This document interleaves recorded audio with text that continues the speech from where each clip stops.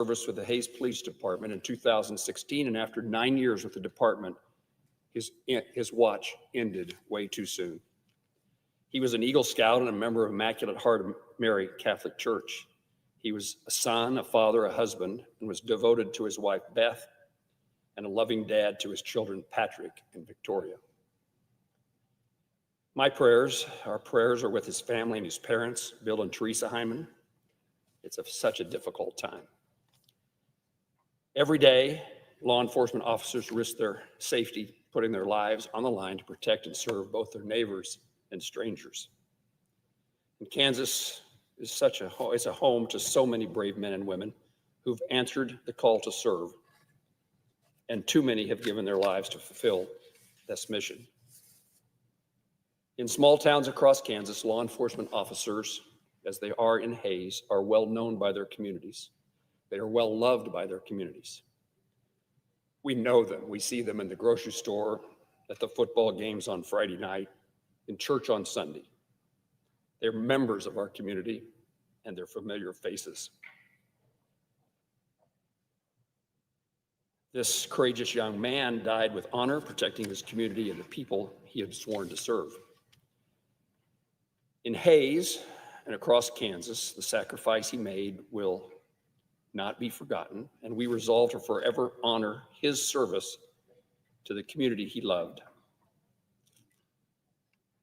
I ask the United States Senate to join me and my family in my hometown, expressing our sympathy and gratitude, our respect for this officer, for a life served in service to others and to a community that mourns his loss. Mr. President, I yield the floor.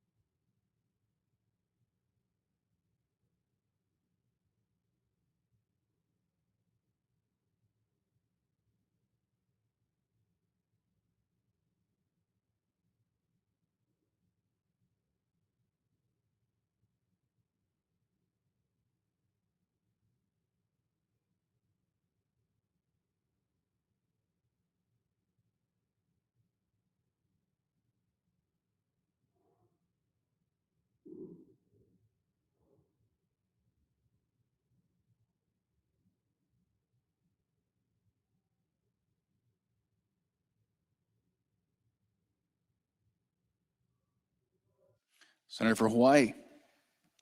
Mr. President, preventing people from losing their health care should not be a partisan question, because outside of the four corners of this Capitol, it does not matter.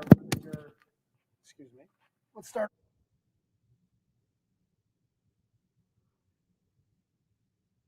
President, preventing people from losing their health care should not be a partisan issue,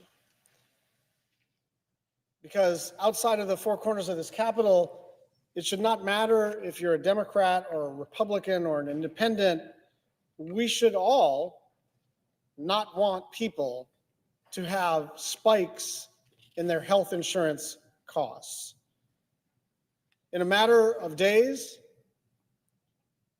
tens of millions of people all across the country are going to get letters in the mail saying your monthly premium starting January 1st is going to be more than double what you pay now. More than double. And that's not my speculating. That's not my allegation. That's not a political talking point that was cooked up in some Democratic lab. That is what the Kaiser Family Foundation analysis showed that premiums will increase on average by 114% per person. Not 14%, 114%. That's just the average. Some people's rates will be changed based on their income level. So say you make $35,000 a year. You're now going to be paying almost $1,600 more per year for coverage. And if you're a family of four making 75 grand, you're going to be paying more than 3,000 extra dollars. I just encourage everybody who's watching, all of my colleagues, all of the staff, all of the members of the media, to talk to anyone in your hometown. Most people just don't have that kind of money lying around. If you're a family living paycheck to paycheck, if you're a young couple saving up to buy a home, if you're a small business owner already cutting back on costs because everything is more expensive now, what are you supposed to do? This is not a crisis that Democrats have cooked up to score political points. The reason for the urgency is that October 1 is the day that people are going to get letters from their insurance carriers telling them that this is happening. Open enrollment begins in exactly a month. People are scared about how they're going to pay for their health care or if they are going to have it at all. There are a lot of people who just can't absorb this extra cost. It's not like you can buy a little less of something. When you're at the grocery store and, for instance, vegetables are now 39% more expensive, well, you still got some money in your pocket. You're going to buy fewer vegetables and more of the cheap stuff, which is why, by the way, hamburger helper purchases have spiked. So people are making these adjustments to the fact that everything has gotten more expensive. But with health insurance, you can't turn the dials like that. You can't buy a little less health insurance. You either can absorb the cost or you cannot. And if you cannot, you will go without health insurance. And here's the thing that people need to understand. This directly impacts about 24 million people, okay? Now that's enough for us to pay enough attention and try to come up with a bipartisan solution. But the truth is that we already know what happens when people lose their health insurance, right? They end up getting sicker and sicker, and at some point they present themselves to emergency rooms, right? And everybody understands, kind of intuitively, but there's plenty of data to back this up, that when you present yourself at an emergency room when you are already super sick, that you require a bunch of very expensive interventions. And that cost is distributed among the rest of us who still have insurance. And so it's not just the 24 million Americans who are going to pay more for health insurance and some number of millions of those Americans who are just not going to have insurance at all. It's also a mathematical certainty that the increased stupidity of the system, the increased extent to which the system now makes even less sense than it does already, we're all going to eat the cost, whether you're on the so-called exchange or not. Look, Republicans are in charge of Washington. We lost the election. Elections, consequences. I get it. When we had the trifecta, we did a bunch of things to reduce the price of prescription medicine, to build infrastructure, to fix the post office, to do the Respect for Marriage Act, to pass the Inflation Reduction Act. We did a bunch of stuff. And Republicans are doing a bunch of stuff. But we're trying to hand our Republican colleagues a lifeline because prices are going to spike everywhere. And I said this yesterday, and I mean this. If we were a little more cynical, we might just say, this is your problem. Why don't you guys just stew in it? Because this is, frankly, electorally a very powerful issue. People are going to be really pissed when they get these letters in the mail. They really are.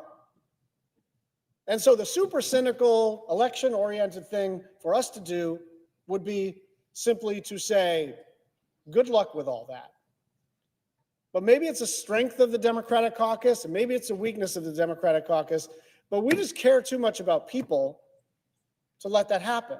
And so we are simply asking, in the context of this shutdown, to jumpstart a negotiation about how to prevent a 114% increase in the cost of healthcare for 24 million Americans. And look, the cost of electricity is not just up, it's double the inflation rate. The cost of groceries is spiking. The cost of raw materials to build a house, spiking. The cost of basically anything you want to buy at a Walmart or a Costco or a Target or a Safeway or a Food Lion or wherever you go is spiking.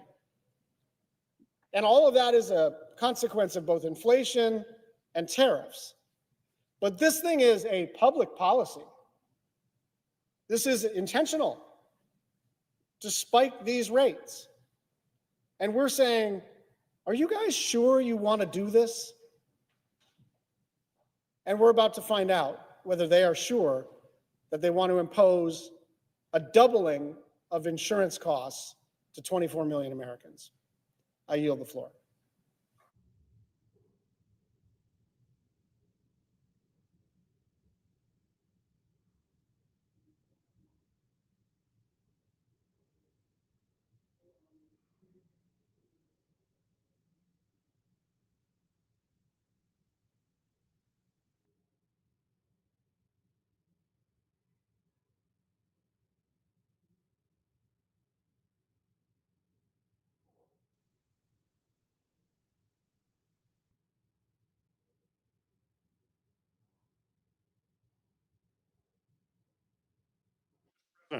Senator from Michigan.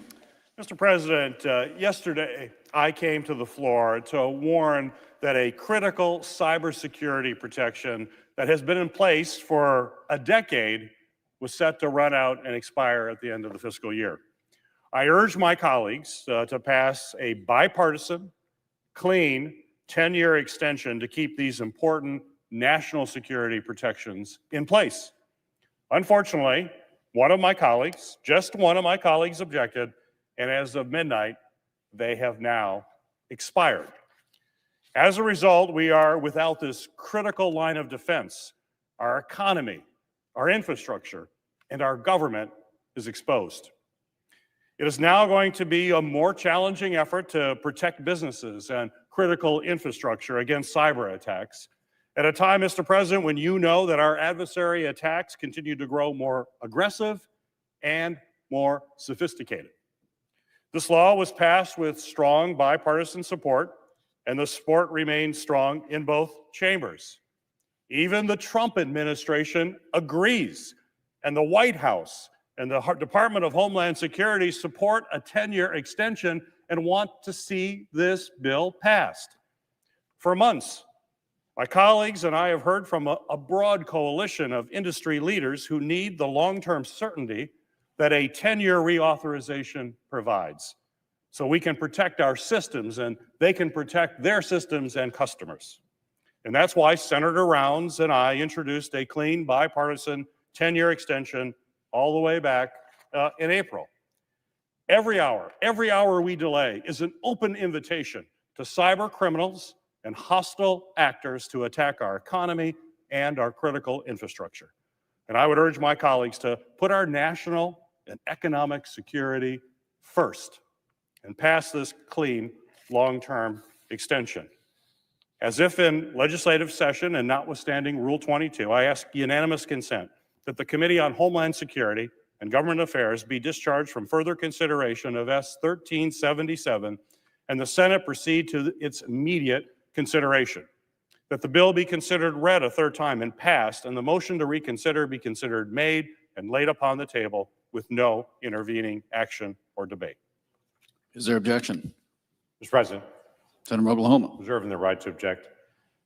As Mr. President, as you know, the CISA reauthorization is also included in the clean CR that we're also trying to be able to pass with this continuing resolution.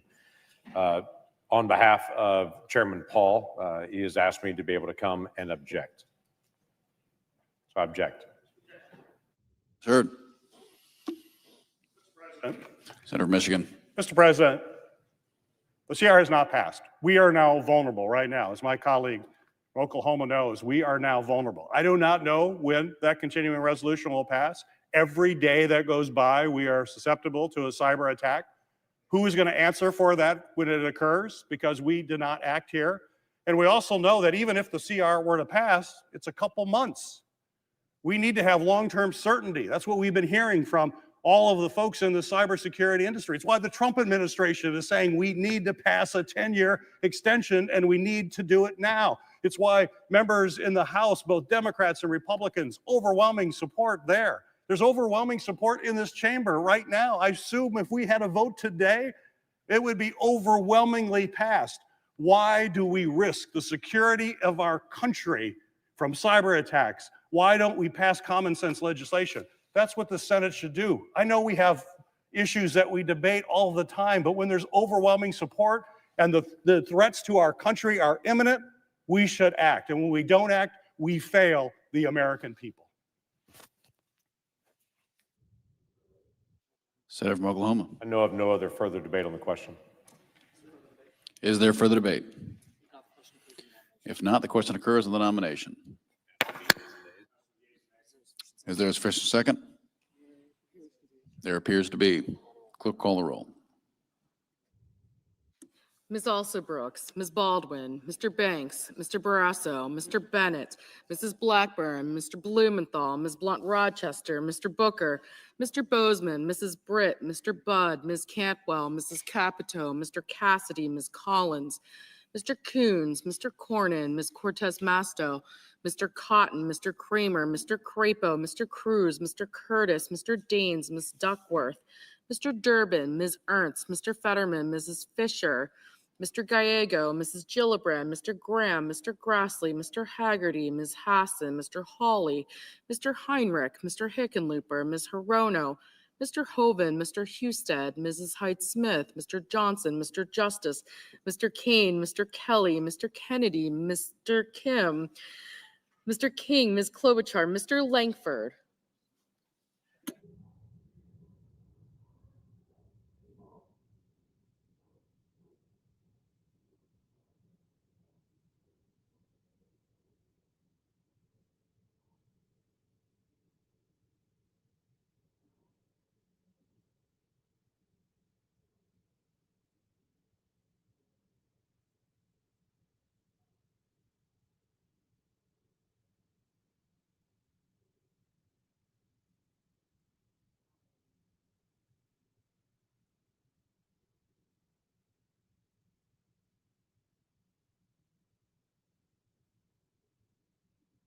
Mr. Lee.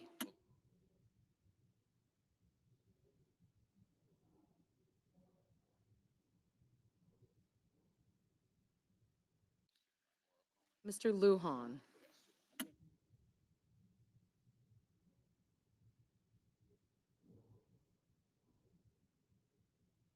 Ms. Lummis.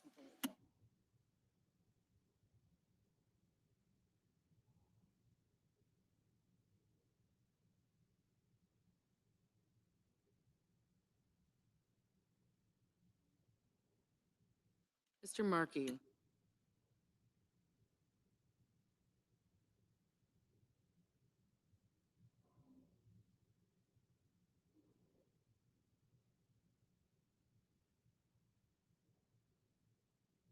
Mr. Marshall.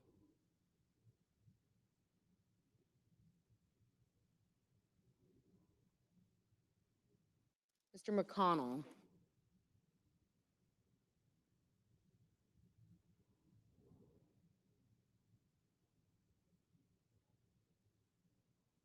Mr. McCormick.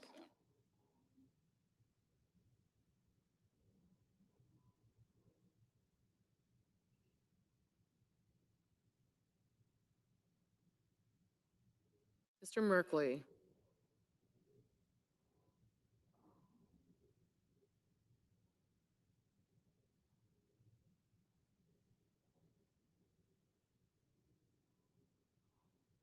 Mrs. Moody.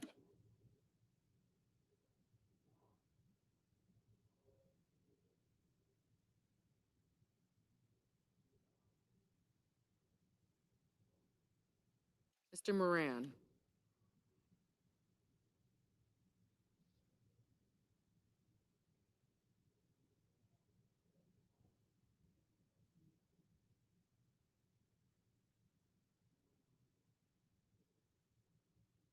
Mr. Marino.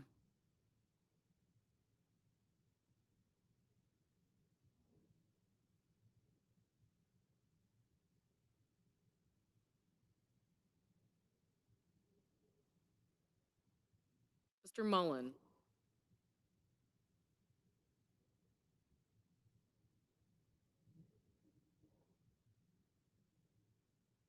Ms. Murkowski.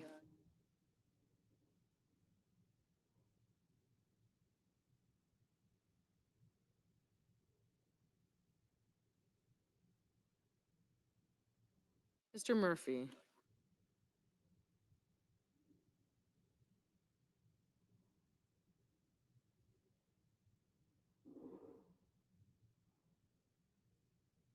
Mrs. Murray.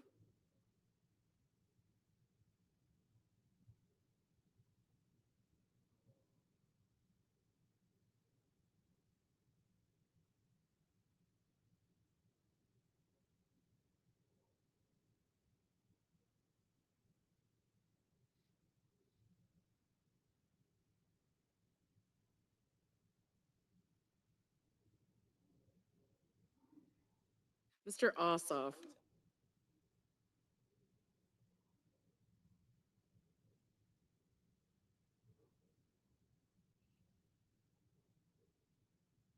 Mr. Padilla.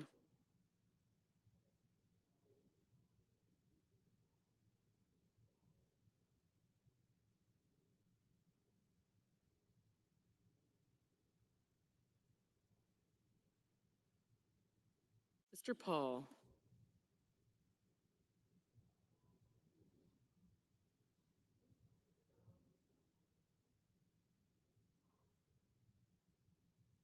Mr. Peters.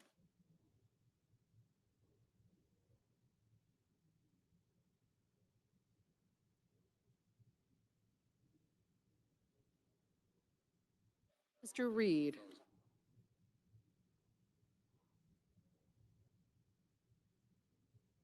Mr. Ricketts. Mr. Risch. Ms. Rosen. Mr. Rounds.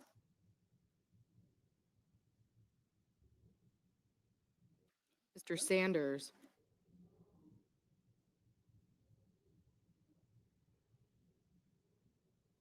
Mr. Schatz.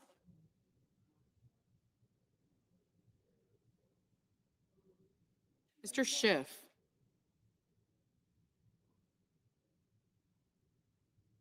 Mr. Schmidt.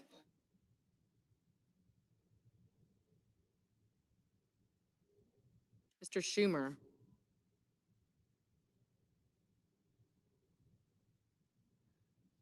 Mr. Scott of Florida.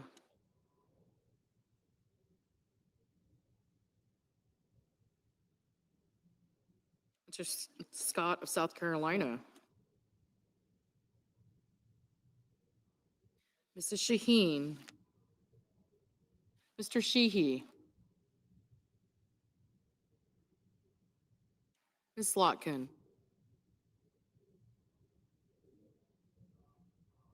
Ms. Smith. Mr. Sullivan.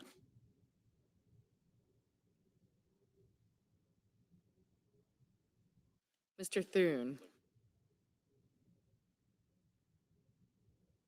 Mr. Tillis.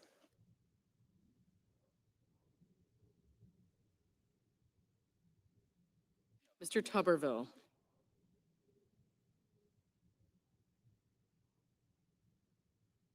Mr. Van Hollen.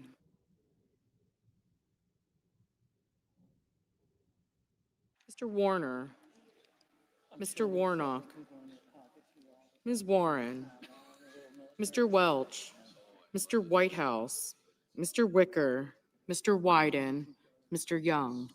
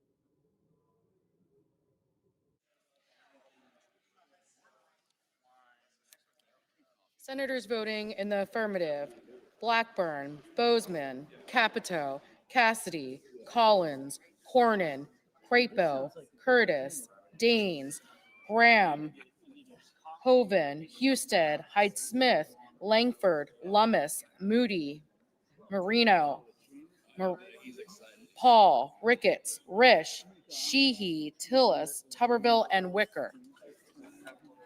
Mrs. Fisher, aye. Mr. Marshall, aye. Senators voting in the negative: Baldwin, Cortez Masto, Duckworth, Hassan, Kane, Kim, Merkley, Murphy, Murray, Ossoff, Padilla, Schiff, Warren, and Whitehouse. Mr. Welch, no. Mr. Peters, no. Mr. Schmidt, aye.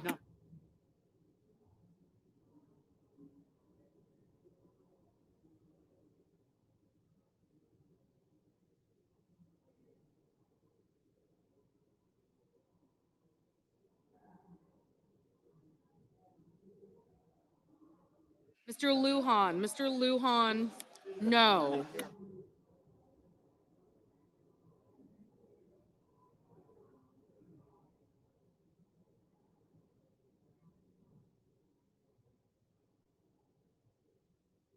Ms. Hirono, no.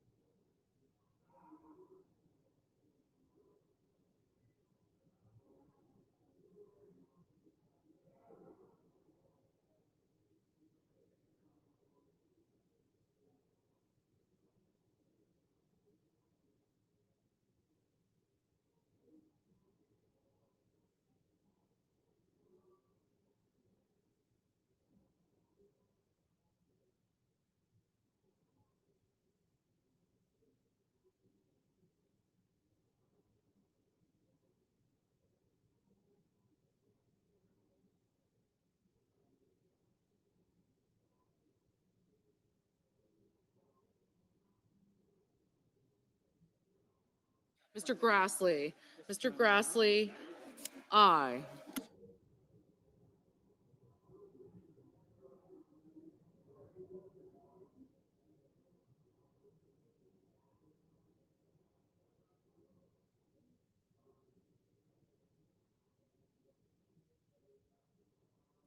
Mrs. Britt, aye.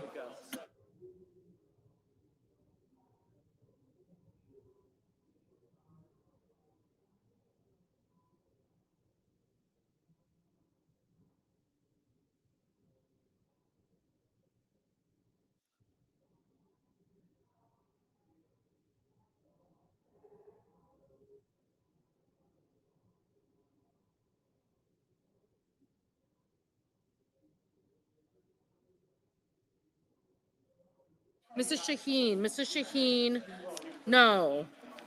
Mr. Cotton, aye. Ms. Ernst, aye. Mr. Sullivan, aye.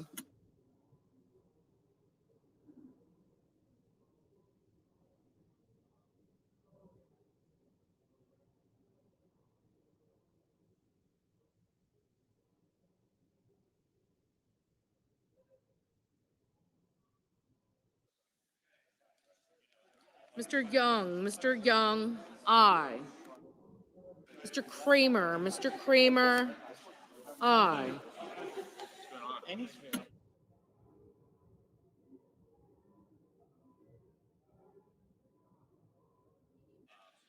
Mr. Kennedy, aye.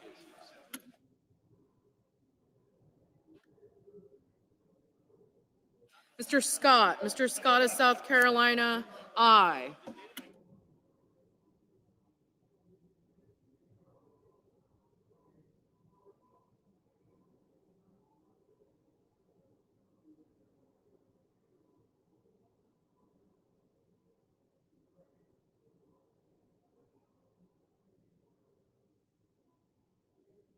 Mr. Heinrich, no.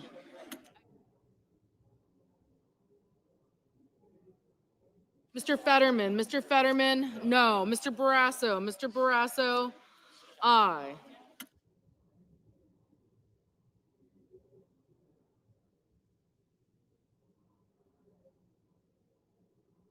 Mr. Gallego, no.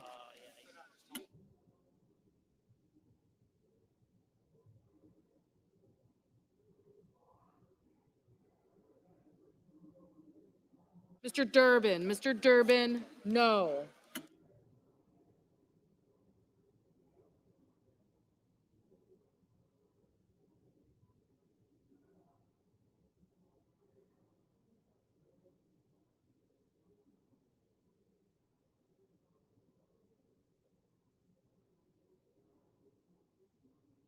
Mr. Lee, aye.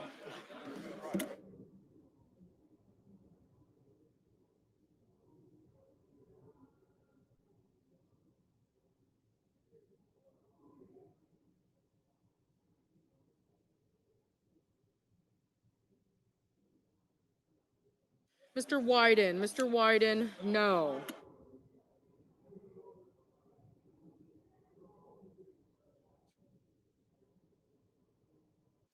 Mr.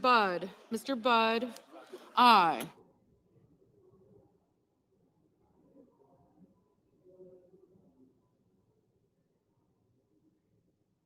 Mr. Banks, aye.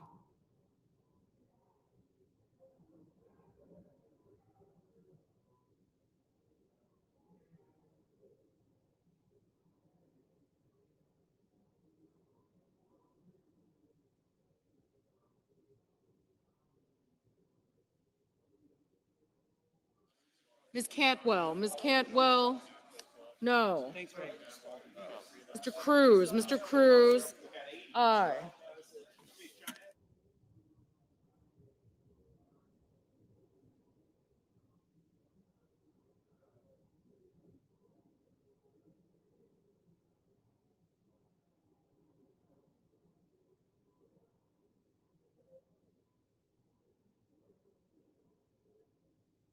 Mr. Van Hollen, no. Ms. Alsobrooks, no. Mr. Warnock, no. Mr. Mullen, aye. Mr. Scott of Florida, aye. Ms. Klobuchar, no. Ms. Murkowski, no. Mr. King, no.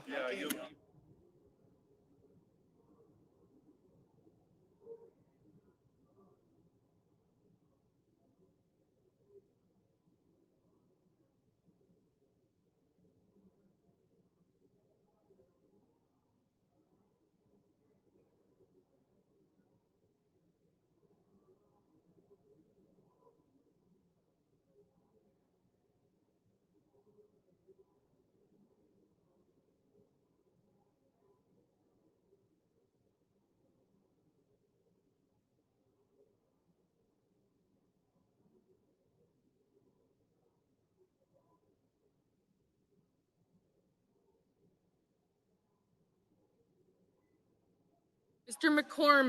McCormick, aye.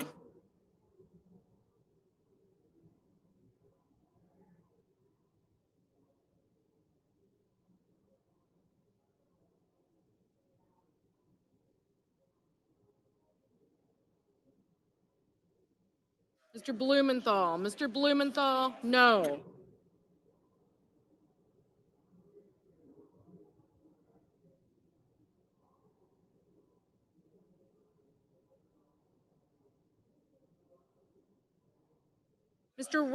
Mr. Rounds, aye.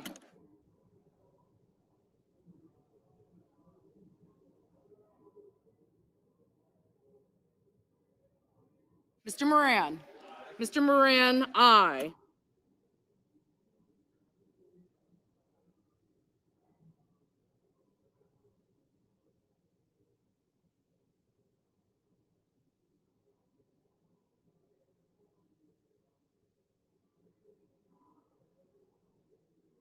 Mr. Johnson, Mr. Johnson, aye.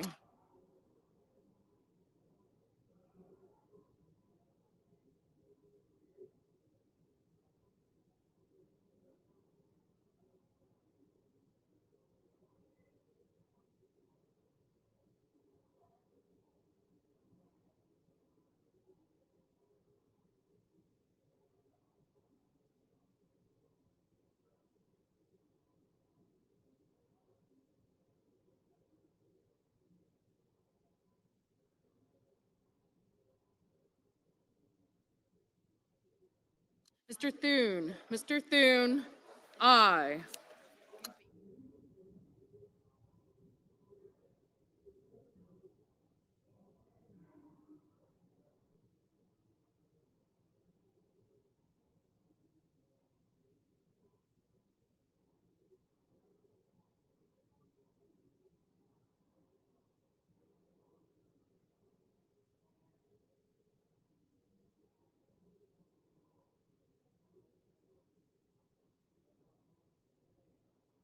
Ms. Smith, no.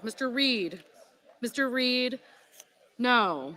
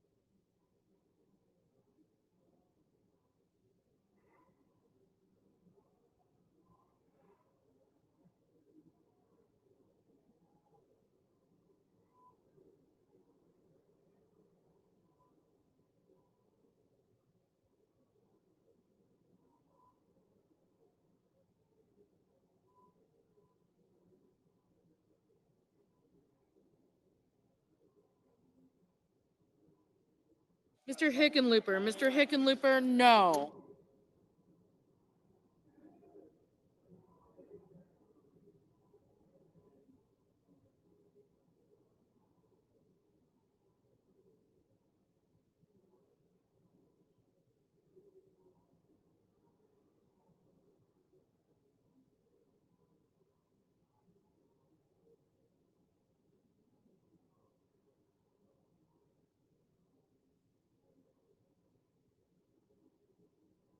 Mr. McConnell, aye. Ms. Blunt Rochester, no. Mr. Markey, no.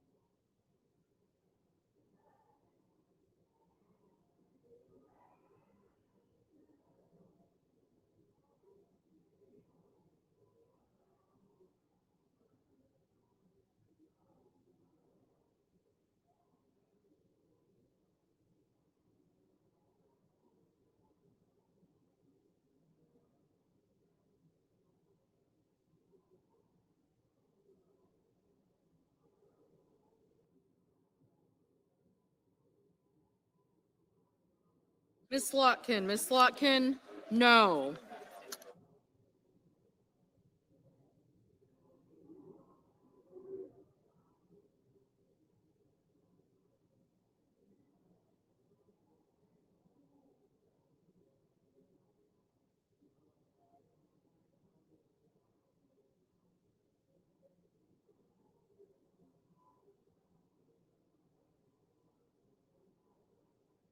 Mr. Haggerty, aye. Mr. Hawley, aye. Mr. Bennett, no.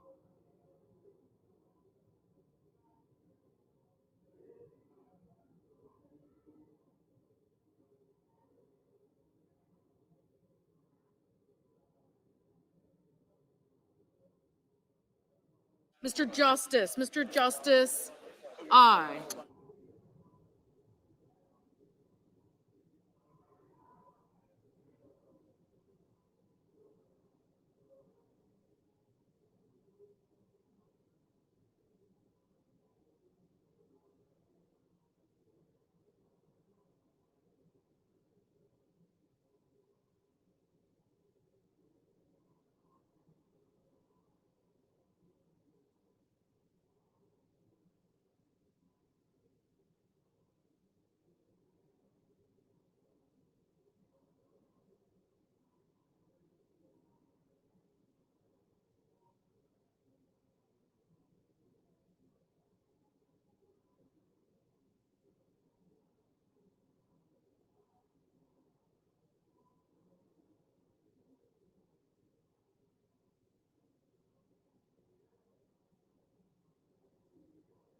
Mr. Warner, no.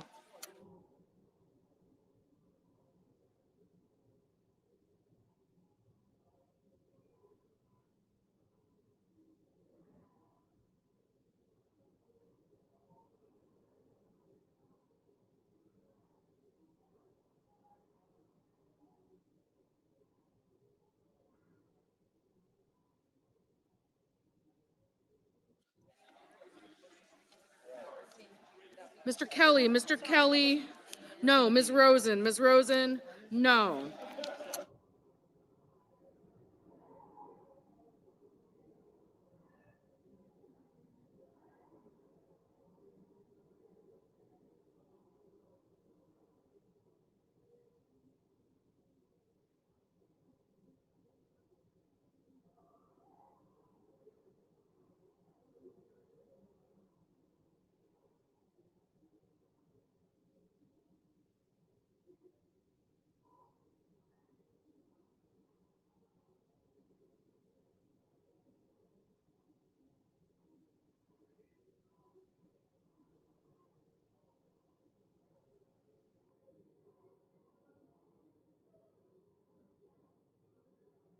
Mr. Sanders, no.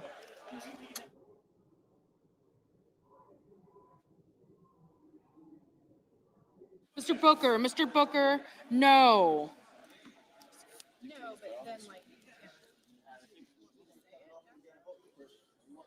Mr. Coons, no.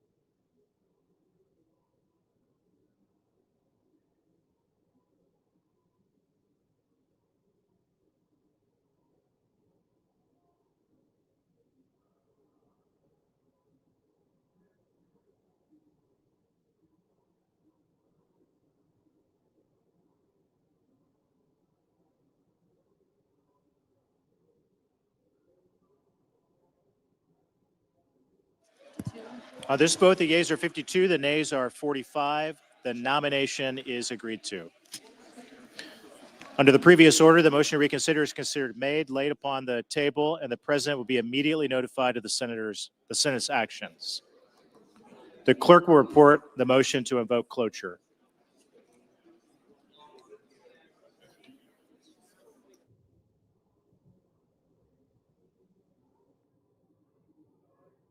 Cloture motion, we the undersigned senators, in accordance with the provisions of Rule 22 of the Standing Rules of the Senate, do hereby move to bring to a closed debate on Executive Calendar Number 2, SRS 412, an executive resolution authorizing the en bloc consideration and executive session of certain nominations on the executive calendar, signed by 17 senators. Under the previous order, the mandatory quorum call under Rule 22 has been waived. The question is it the sense of the Senate that debate on SRES 412, an executive resolution authorizing the en bloc consideration and executive session of certain nominations on the executive calendar shall be brought to a close. The yeas and nays are mandatory under the rule. The clerk will call the roll. Ms. Alsobrooks, Ms. Baldwin, Mr. Banks, Mr. Barrasso. Okay, got you guys. Thank you. Thank you. Collins, she's waving at me. She Collins. really wants- Yep, got. McCormick. Thank you. Thank you. Cotton, aye. Thank you.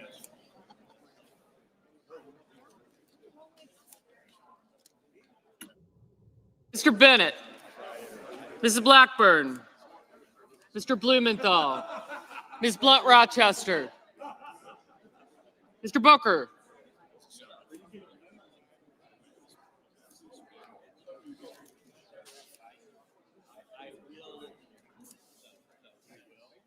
Mr. Bozeman, Mrs. Britt, Mr. Budd, Ms. Cantwell, Arono.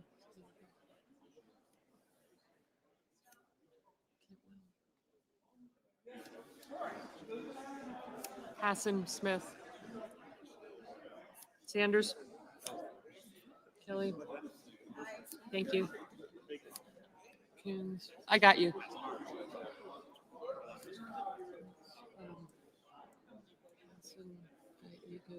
Ms. Alsobrooks. Thank you. I got you. I got you. There you go. I got you. Thank you. Kennedy.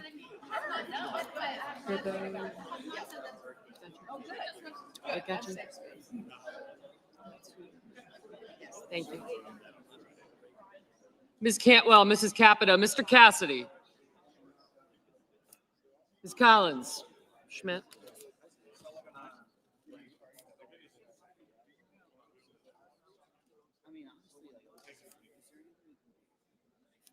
Thank you.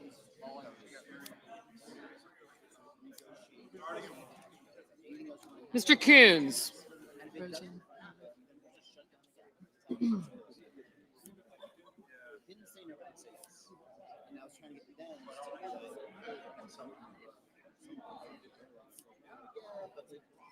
Mr. Cornyn, Ms. Cortez Masto, Mr. Cotton, Mr. Kramer, Mr. Crapo, Mr. Cruz, Mr. Curtis.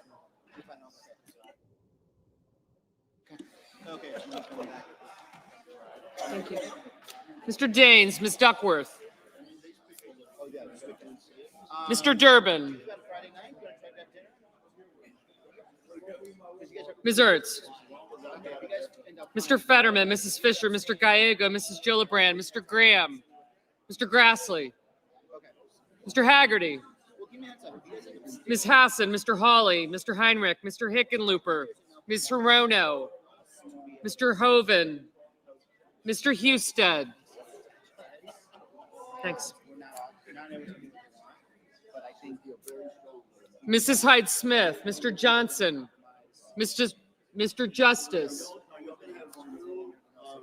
Mr. Kane, Mr. Kelly. We did not get Kent. Mr. Kennedy, Mr. Kim, Mr. King, Ms. Klobuchar, Mr. Langford, Mr. Lee, Mr. Lujan, Ms. Lummis, Mr. Markey, Mr. Marshall, Mr. McConnell, Mr. McCormick, Mr. Merkley, Mrs. Moody, Mr. Moran, Mr. Marino, Mr. Mullen, Ms. Murkowski, Mr. Murphy, Mrs. Murray, Mr. Ossoff, Mr. Padilla, Mr. Paul,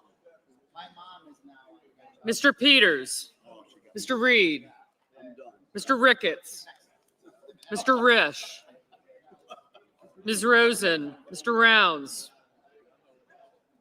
Mr. Sanders, Mr. Schatz, Mr. Schiff, Mr. Schmidt, Mr. Schumer, Mr. Scott of Florida, Mr. Scott of South Carolina. Thank you. I did. Thank you. You too.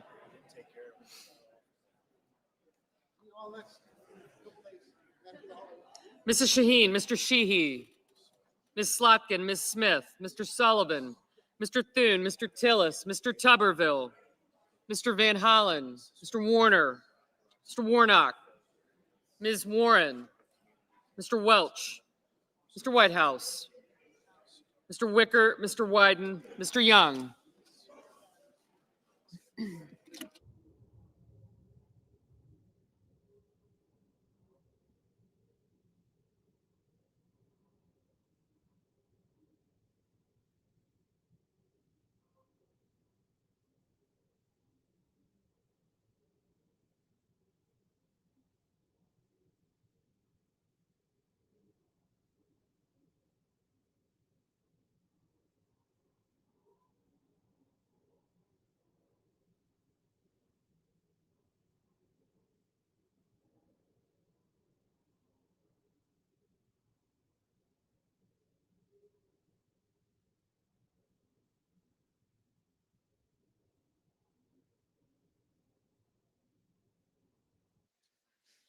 Senators voting in the affirmative: Banks, Barrasso, Bozeman, Britt, Budd, Capito, Collins, Cornyn, Cotton, Kramer, Cruz, Daines, Fisher, Graham, Hawley, Hoven, Hyde-Smith, Johnson, Justice, Kennedy, Lankford, Lummis, McConnell, McCormick, Moody, Moran, Marino, Mullen, Murkowski, Rounds, Schmidt, Scott of Florida, Scott of South Carolina, Sullivan, Thune, Tillis, Tuberville, Wicker, and Young.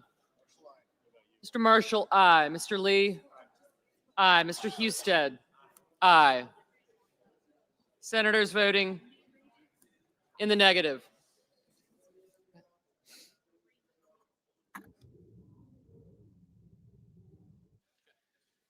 Senators voting in the negative: also Brooks, Blumenthal, Blunt Rochester, Booker, Cantwell, Coons, Cortez Masto, Fetterman, Gallego, Gillibrand, Hassan, Heinrich, Hickenlooper, Hirono, Kelly, King, Klobuchar, Lujan, Murray, Ossoff, Peters, Rosen, Sanders, Schatz, Shaheen, Slotkin, Smith, and Wyden.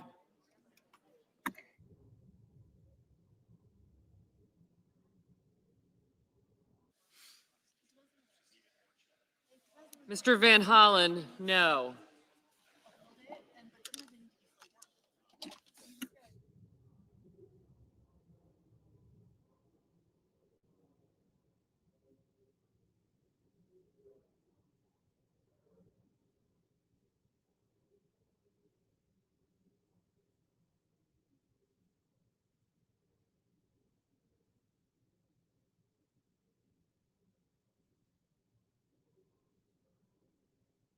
Mr. Reed, no. Mr. Durbin, no.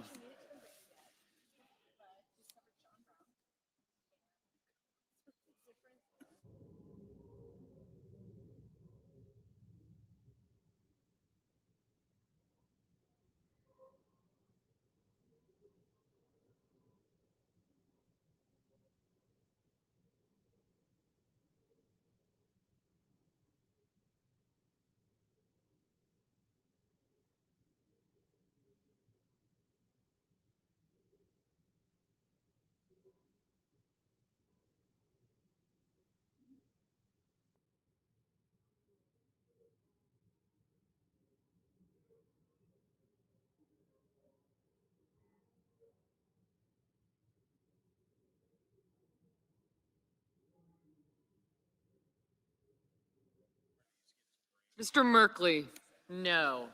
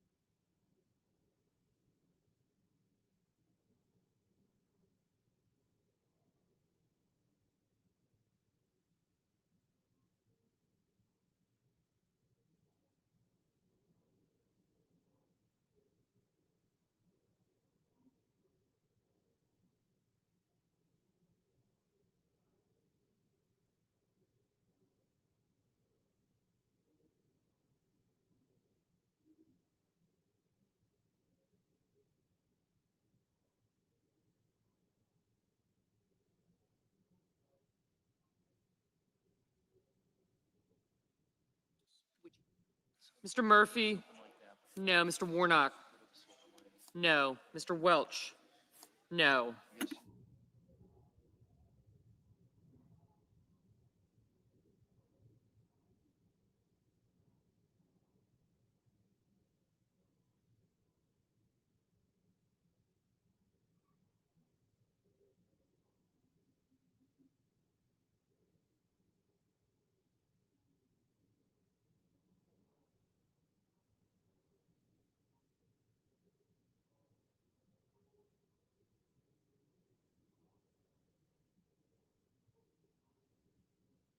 Mr. Paul, aye.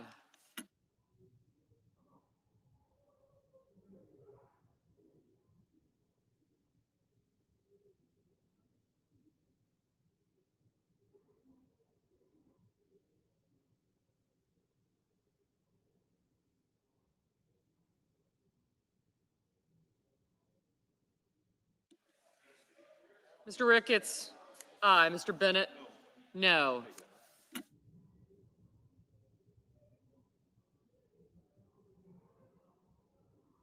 Mr. Kim, no.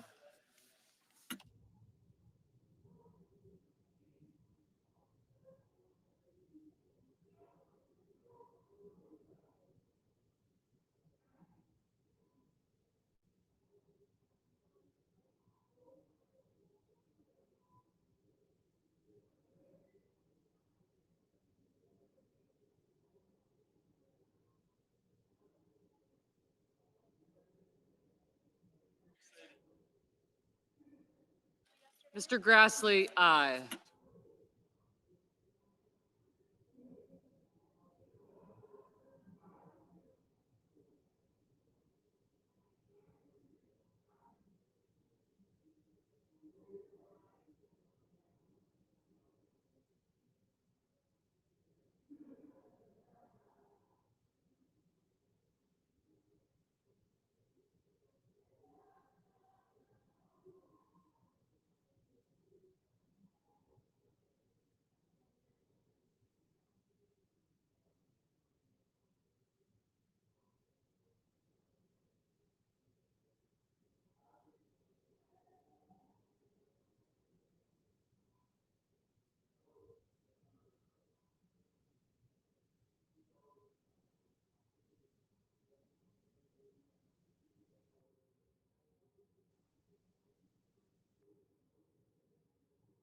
Ms. Duckworth, no.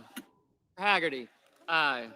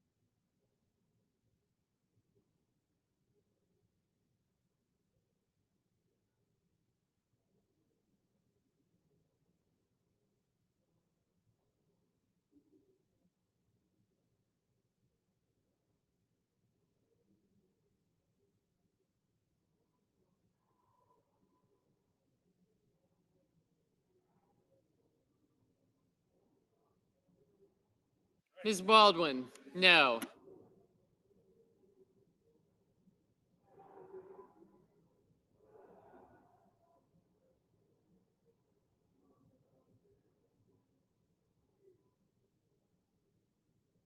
Thank you. Mr. Sheehy, aye.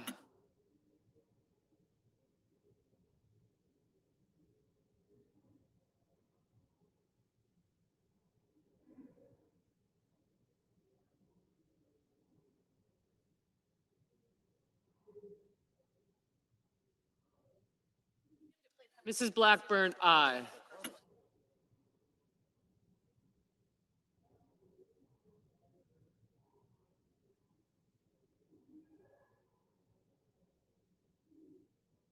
Mr. Warner, no.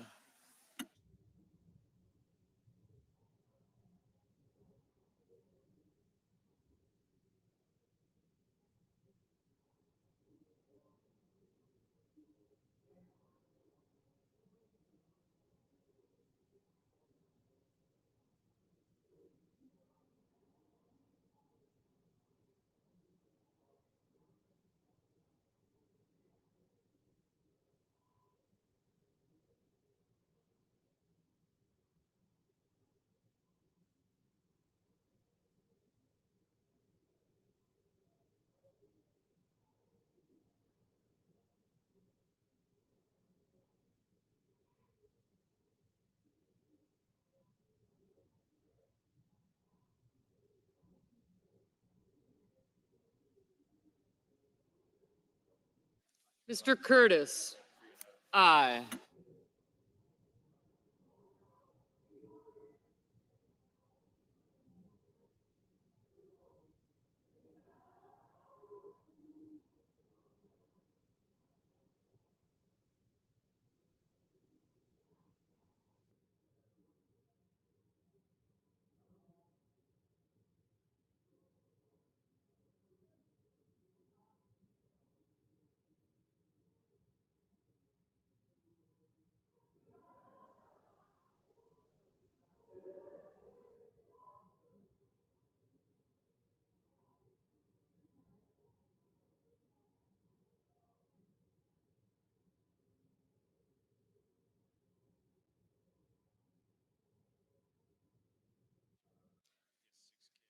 Mr. Padilla, no. Ms. Ernst, aye.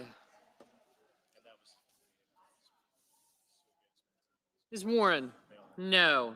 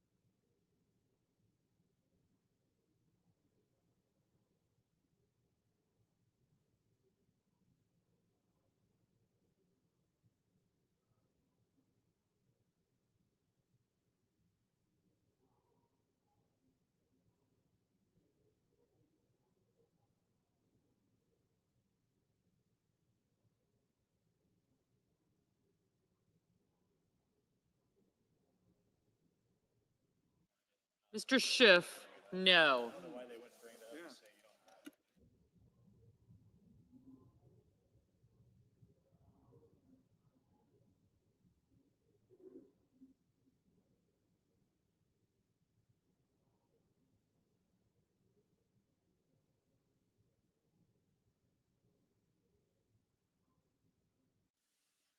Mr. Whitehouse, no.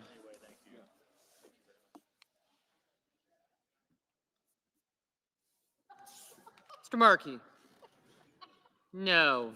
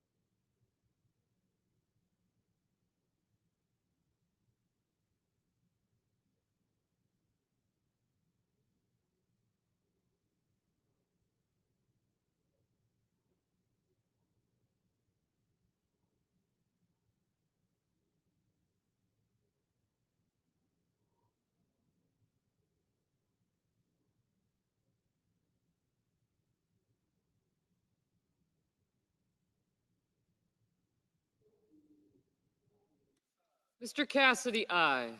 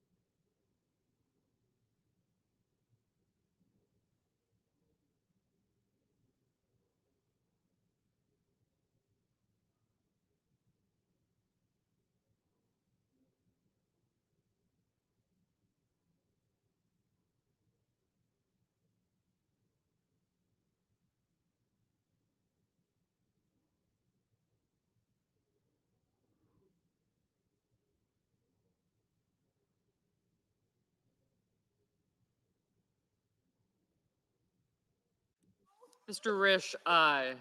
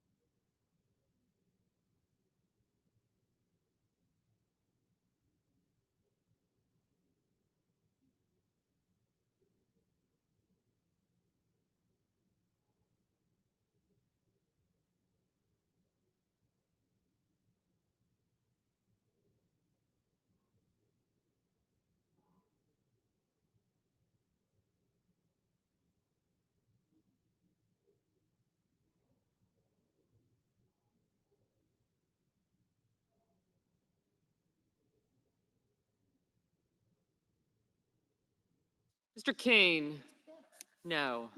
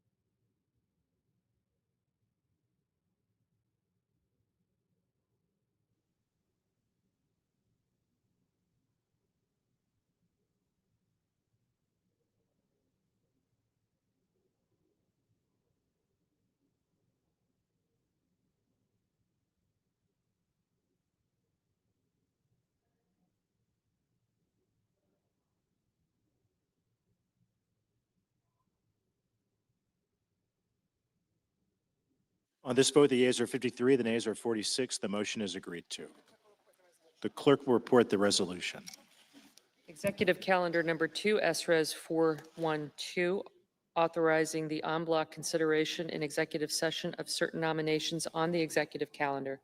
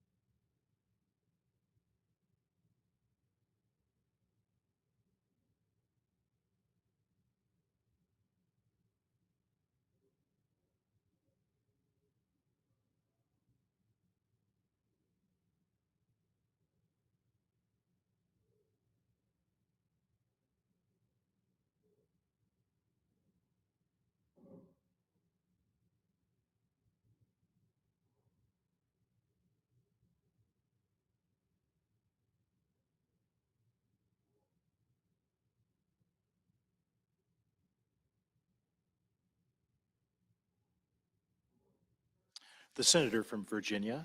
Mr. President, I rise to talk about the reality of the shutdown that we are in and the efforts underway to find a path out, which I'm optimistic we can, particularly after discussions among so many colleagues of both parties today on the floor of the Senate. This is the third time during my nearly 13 years in the Senate that I have been involved in a shutdown. The first occurred in the fall of 2013. I had been in the Senate for less than a year. Senator Cruz sort of forced us into a shutdown mode over the Affordable Care Act. Interestingly enough, many years later, that Affordable Care Act is still central to this discussion. In late 2018 and 2019, President Trump forced us into a shutdown of part of government, the part of government dealing with the Department of Justice and other justice-related agencies over border wall funding.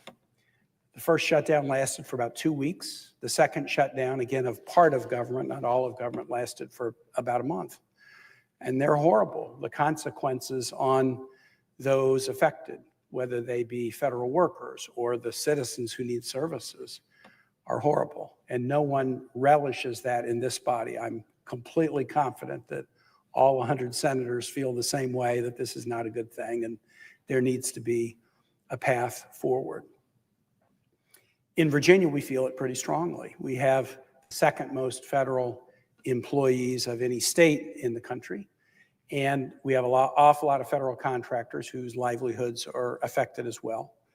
And we've also seen in the first nearly 9 months of this calendar year, other actions taken, whether it's the cancellation of research grants or the backtracking on economic development proposals, the withdrawal of $400 million from the Virginia Department of Health that was critical to our agency's ability to do contact tracing and help stop the spread of infectious disease. So we've seen since the beginning of January a whole series of actions that have already affected Virginians pretty significantly. We had an unemployment rate that was low by national standards, but went up every month, 6-7 months in a row, largely because of these federal layoffs.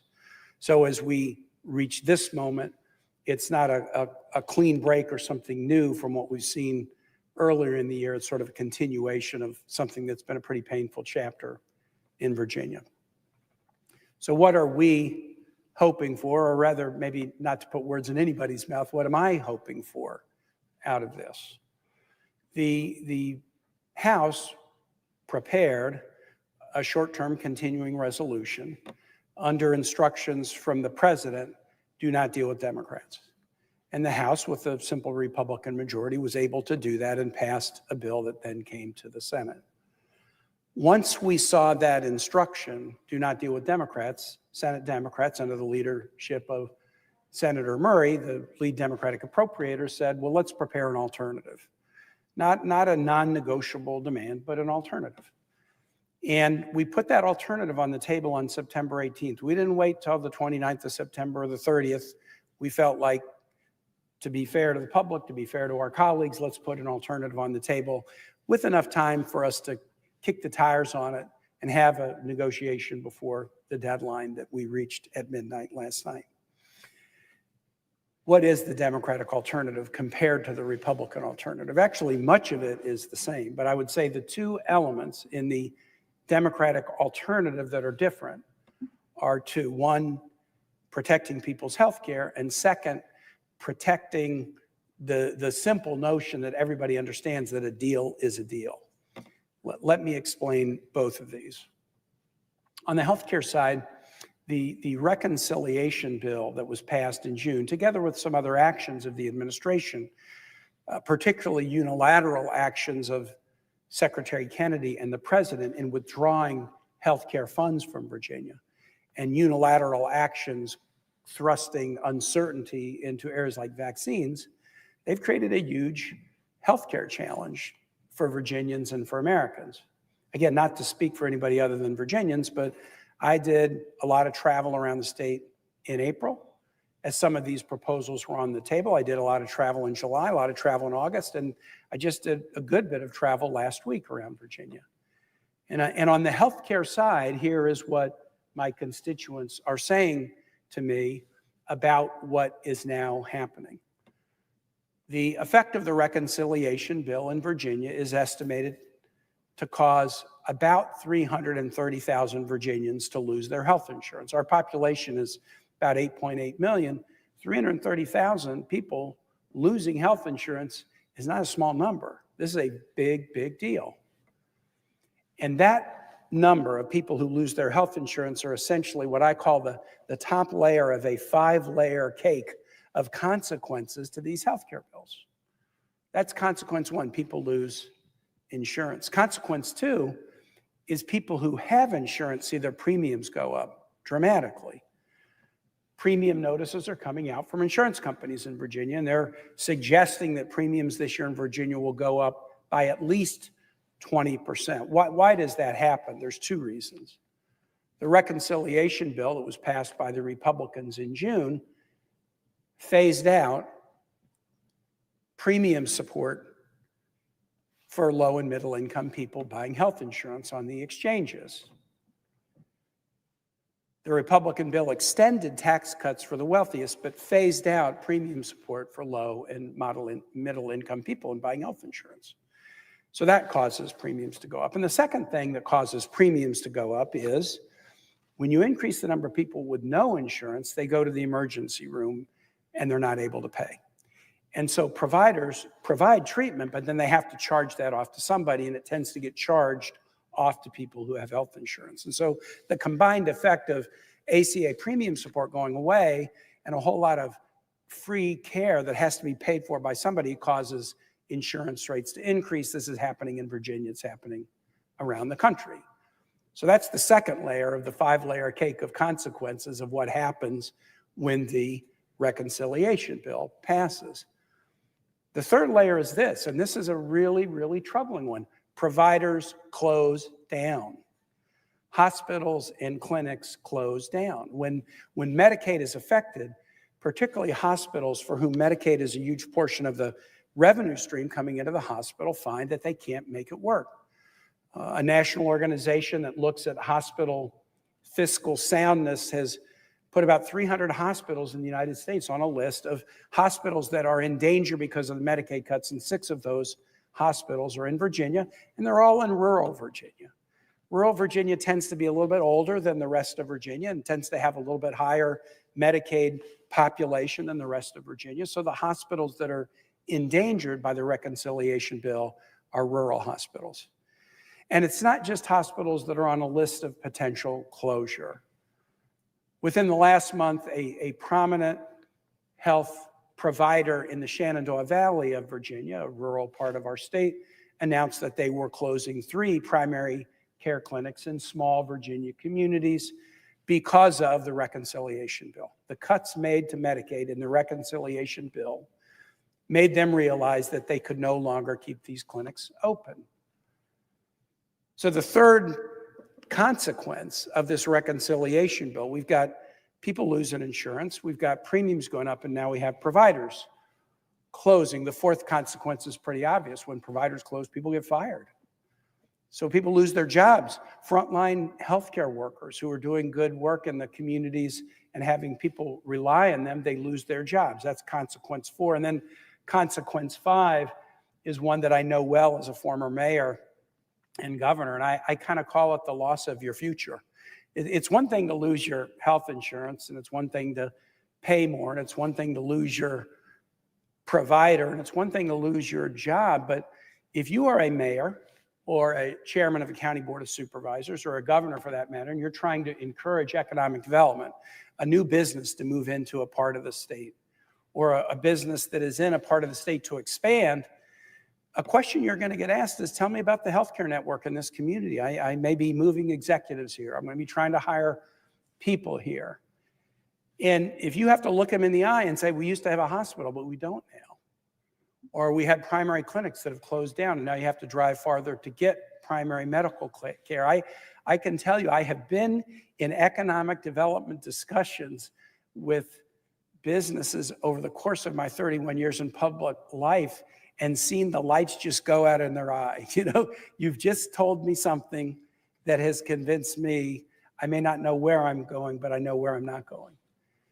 And one of the quickest things you can do to turn that light off is to make a prospect worried about whether the employees and executives and their families will have access to good health care. And so on the health care piece of this, Mr. President, what Democrats are asking for by way of an alternative, not a non-negotiable, but by way of an alternative, is let's go into the changes that were made in the reconciliation bill and fix them.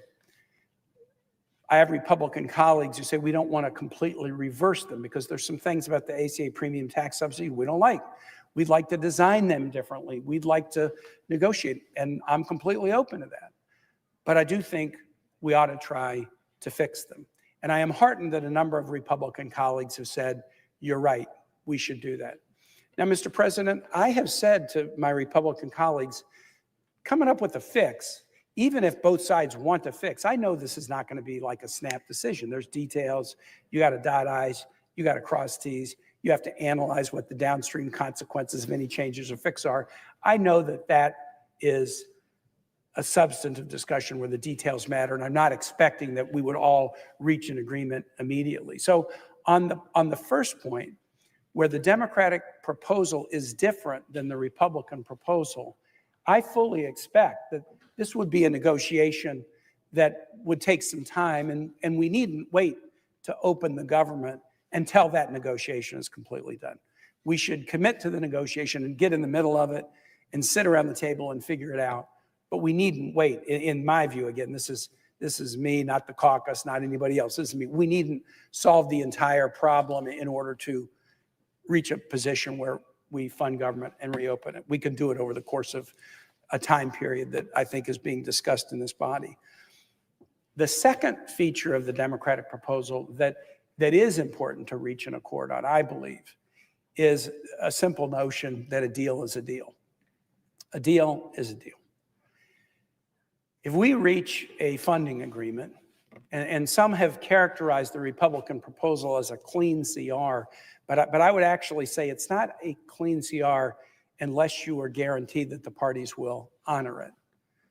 Whatever we do, if we do something for 30 days or if we do something for 45 days, I think it is only fair to ask that a deal be a deal, that Congress fully live up to it, but the White House fully live up to it as well. We've seen throughout this year already congressional deals undone by the president unilaterally. Tens of thousands of people fired. Economic development projects that had been announced and celebrated canceled. Funds to public health agencies taken back. Again and again and again, we've seen in Virginia unilateral actions taken by the president that, in our view, undo what Congress and the White House had agreed to in previous budget resolutions. And so it's not unreasonable for us to say, well, if we're going to do a short-term, CR to try to find the path to a full year appropriations bill, we would just want an agreement during that 30 or 45 days, whatever it is, that a deal is a deal. That we not write it, agree to it, celebrate reopening government, and then have President Trump on day 2 start to fire a whole lot of people, or claw back more money from the Virginia Department of Health, or cancel more economic development projects in Virginia. Let's just say a deal is a deal. Congress will live by our piece of it, and the White House will live by its piece of it. Virginians get this. I was traveling around this weekend, and Virginians do not want government to be closed. They want it open. And they said to me, keep government open. And I said, we want to get that deal, just like you do. We want to get a deal. But if I said to Virginians, and on that deal, Congress should live up to it, right? Right. And on that deal, the president should live up to it, right? Right. People get that a deal is a deal. It's not a complicated theory of government or an argument about democracy. It's just basic fairness that when parties reach an agreement and shake hands, that both parties have to honor it. And so what I am looking for very significantly in these discussions is an agreement for the White House that whatever the short-term period is, they will not take punitive actions against my state, against the state of Indiana, against the city of New York, or against anyone, or against any particular program that is part of a congressional appropriations bill that's already in process, that they will not selectively pick out programs to attack or individuals to fire during the course of that agreement. Now, I think we have to have that longer discussion about an ultimate year-long appropriations bill about a deal is a deal. But all I'm looking for here, and all Virginians are looking for here, is that we would reach that agreement during the pendency of some short-term CR as we try to negotiate a full year agreement. We can do this. We can do this. We ought to do it for a reason of fiscal conservatism. During the last shutdown in 2018, 2019, I was able to sort of strategically put a bill on the floor on a day much like today, a Thursday during a shutdown, and get colleagues to unanimously agree with the principle that in the event of any shutdown, federal employees would get back pay. It used to be in the old days, if there was a shutdown, you had to fight about back pay after, but now there's a back pay guarantee. When there is a shutdown, people are guaranteed back pay. And so that makes shutdowns really foolish. Like, you're going to shut down, you're going to lock people out of their office, you're going to tell them they can't do the work, and then you're going to write them a paycheck anyway. The fiscally conservative answer when there is a back pay guarantee is to end this quickly so people can go back in their office and serve their fellow Americans. The fact that we, I believe, have narrowed the point of division down to, can we find a path forward to negotiate healthcare fixes even if we don't agree on all the details right now? And can we reach an agreement that a deal is a deal, which is a reasonable request? I believe those are the two issues that are on the table, and they are issues that we are eminently capable of solving, and solving very soon. And I'm going to do everything I can with my colleagues on both sides of the aisle to make sure that we do. And with that, Mr. President, I thank you and I yield the floor.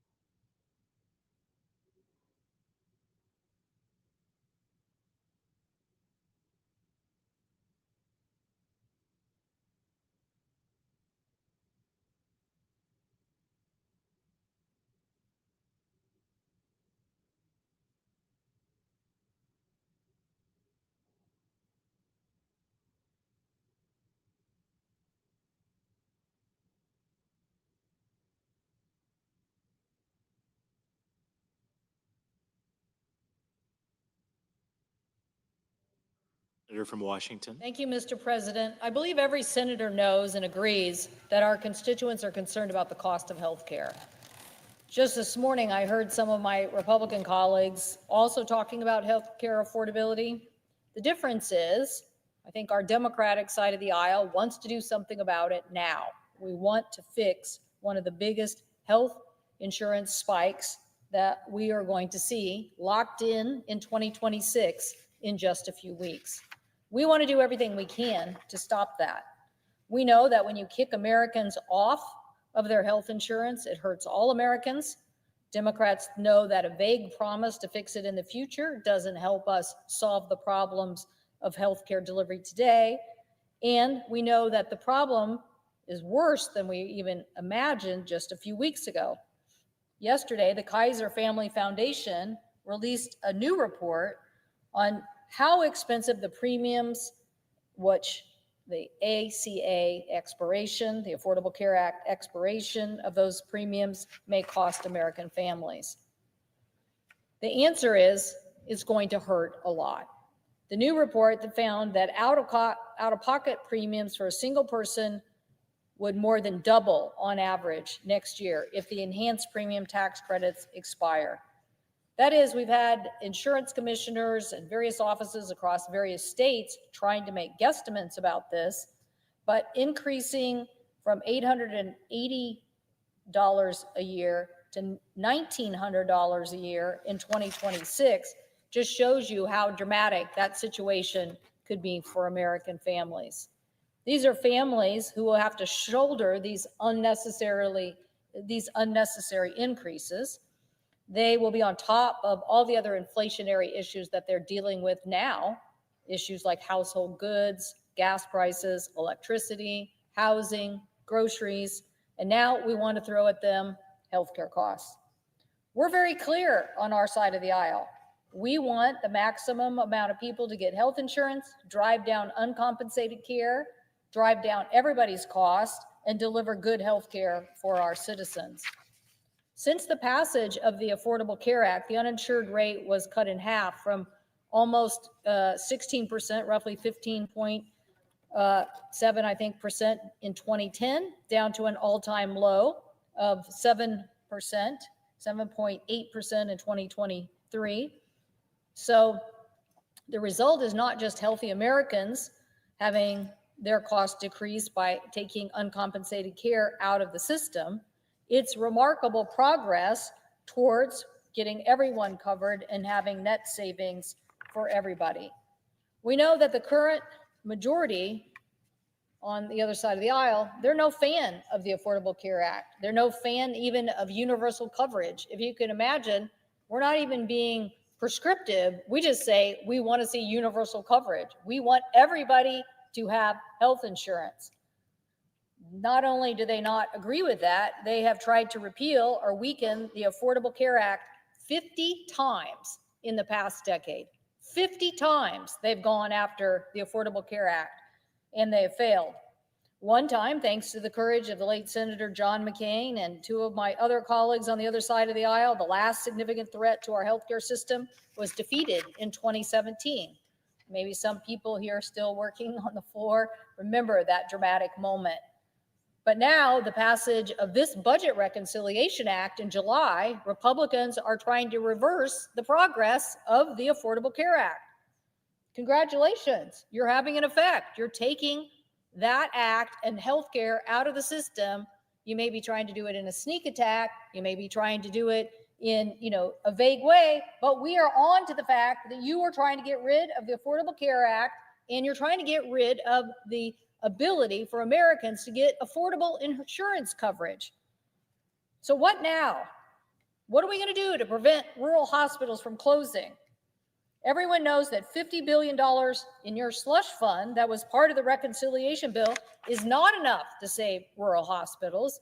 Even if he uses it, even if the president would use it just on so-called red states, it's not enough. And now you are going to say that 15 million Americans who no longer have the Affordable Care Act, marketplace plans, or the Medicaid coverage that was stripped out of the healthcare system, we're not going to have that. So you have no ideas on how you are going to help keep people insured or keep these hospitals operating. So instead of meaningful negotiations, my colleagues have decided they don't want to tell us what their ideas are to deal with the current crisis. It is not a next year problem. It is a today problem. So instead of using jurisdictional powers like the Finance Committee, they could have come up with a solution. They could have come up with a meeting today. Instead, they were having a hearing on cryptocurrency. If you thought this issue was so important, why didn't you have a hearing today on how to make health insurance more affordable for the American people? Even if you didn't want to address this particular idea, how is it that you want to have a meeting on cryptocurrency or give tax breaks to oil companies, but you don't want to deal with the health insurance problems of the American people? So instead of working with their counterparts or the House of Representatives, oh wait, the House of Representatives, they're not even here. They're not even here, and yet we're in this situation. So who are you neglecting? You're neglecting your constituents. You're neglecting 5 million Americans, including 80,000 Washingtonians, who are not going to be able to have affordable insurance by the end of this year. They will have to make a decision in November and December But we already know from projections, 80,000 of them will make a decision because they just simply can't afford it. Back to those numbers that were on the chart earlier. When you look at households and incomes, you know, somebody might say, oh, well, somebody might be able to afford $840,000. Well, not if you're a family of four on $40,000. You're not going to afford that if you're on $75,000 of income, and now you're going to pay $3,368,000 more, or even $90,000 of income. I got news for people. Seattle is one of the most expensive places in the country to live. And coming up with now all of a sudden $3,000 more for health insurance that you didn't think you were going to have to pay, people are going to make the wrong decisions. God forbid that these people get sick or have a condition that is really life-threatening. And who's going to be responsible for taking this out of the system? Because people don't want to come up with a solution today. It is not that hard. We can extend these tax credits. We can have affordable health insurance in the market. We can talk as an organization of people who, by the way, Finance Committee is charged with looking at this issue and discussing it. That's why we fought so hard in the Affordable Care Act for something called the Basic Health Program, which covered people under the 200% of the federal poverty line and provided more important health insurance. But right now, we need to act. We need to say to families who are going to be threatened by this that we can work together and we have a plan. And our plan is going to be able to be implemented immediately. Immediately. What is more important than having millions of Americans lose their health insurance and then basically say, we don't really care about this when we already are teetering on so much inflation, so much affordability issues, so much of people struggling. And if people think we really recovered from a post-COVID era, we haven't. People are still struggling with the aftermath and the effects of that. And now we're basically saying we're going to add to your insurance. So as I did a few days ago here on the Senate floor, I came and talked about how states are now putting these numbers out, a lot of states. When I found this out this summer, I did many events across the state of Washington trying to bring awareness to the public about this. And I found out that some states were really trying to hide the ball. Like they literally didn't want to tell people these costs were going up. Maybe they thought they were going to wait until after the enrollment period opened where there was nothing you can do much past that. But these states are seeing astronomical costs for health insurance. The state of Texas, a 39% increase, Arizona, a 48.95% increase.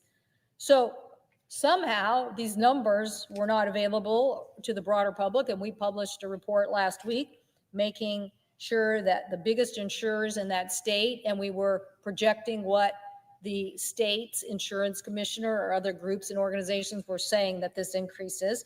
And now the Kaiser Foundation is putting an even brighter light on what those numbers are, saying that probably that most people will just see an actual doubling of their premiums. So how can it be okay to it? And even if you thought, well, you know, okay, 5 million Americans, they're just going to be shortchanged, no problem. It's not that.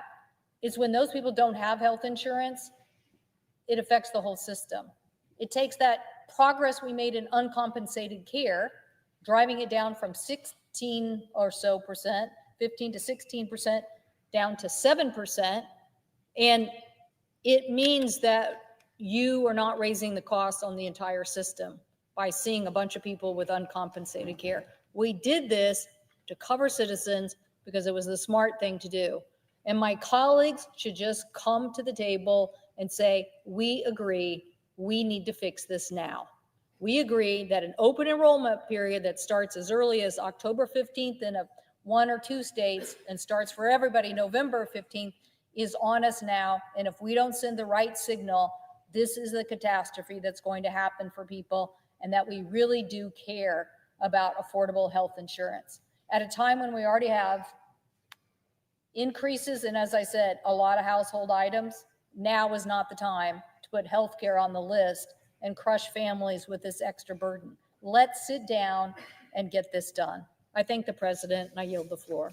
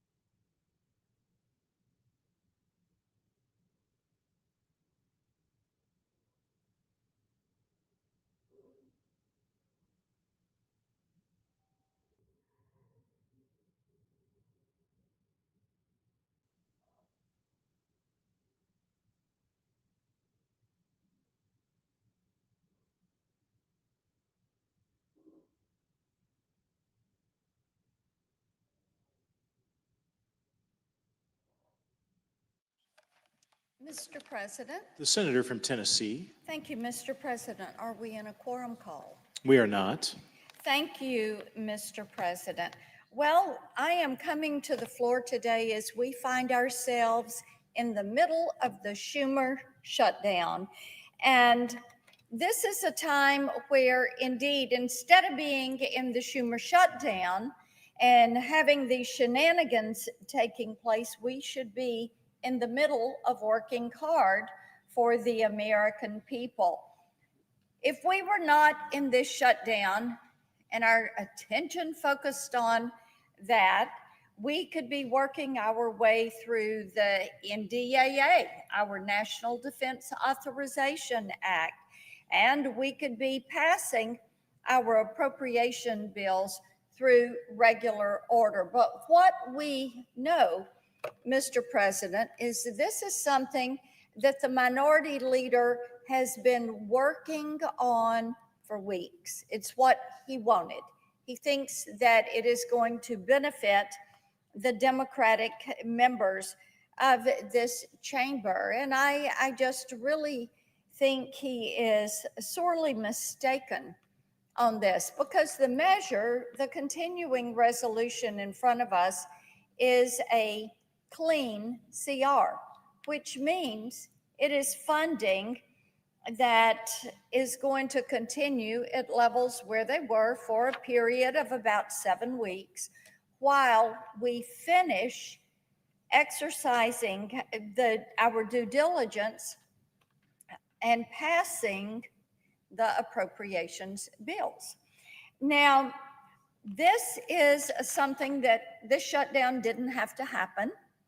But as I said, it is something that appears to have been in the works and something that was really desired by those on the left. We have heard, of course, that the minority leader is not wanting to face opposition from the left there in New York. And because of that, of course, what we're seeing is our nation's business has come to a halt. Now, last night, and then again today, all but 3 of the members of the Democratic Conference voted against a stopgap funding measure, our clean CR, that would have kept this government running through November 21st.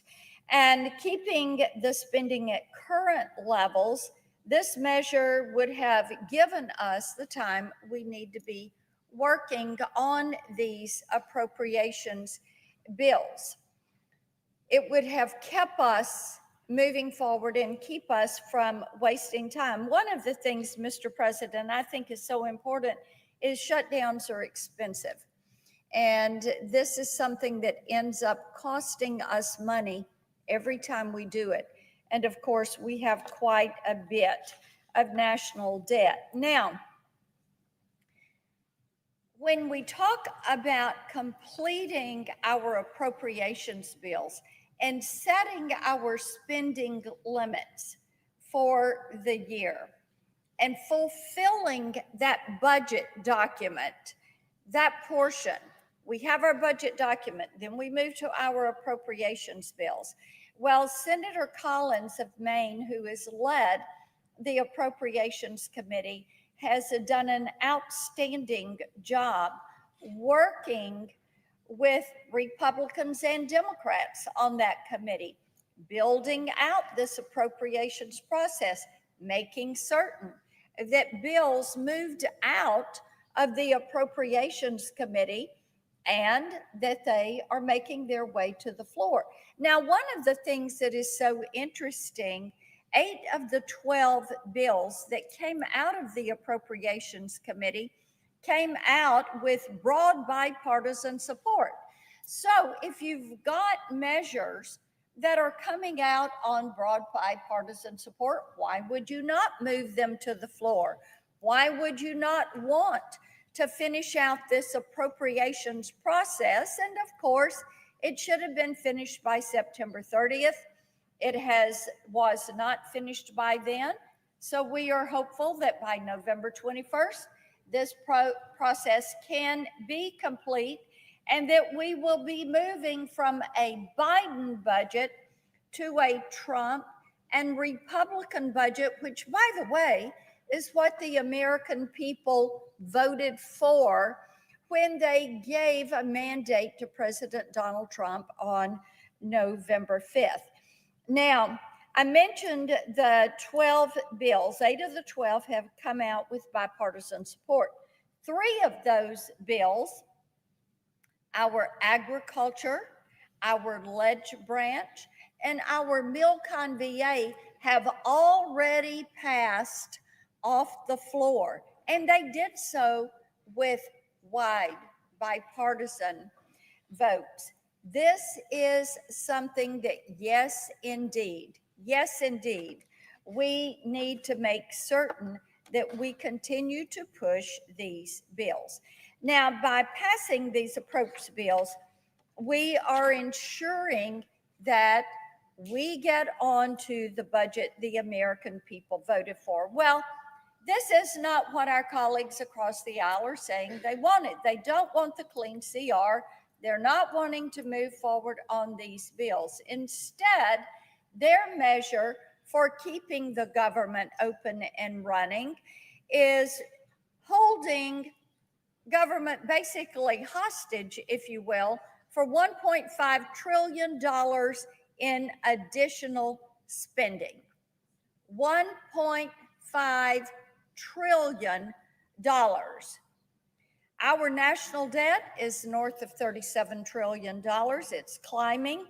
And of course, adding another $1.5 trillion for a few weeks is really irresponsible. In this, they're basically trying to undo what we did, the steps and the progress that we made when we did the big, beautiful bill, which is truly a bill for hard-working Americans. So I would encourage my colleagues across the aisle, it is time to come to the table. It is time to pass the stopgap measure, the clean CR. And I would remind my friends that since last year, they have voted for these funding levels 5 times. So let's come together. Let's get this passed. Let's get back on track to pass these appropriations bills. Let's keep the federal government open and working. I yield the floor and note the absence of a quorum. Ms. Also Brooks.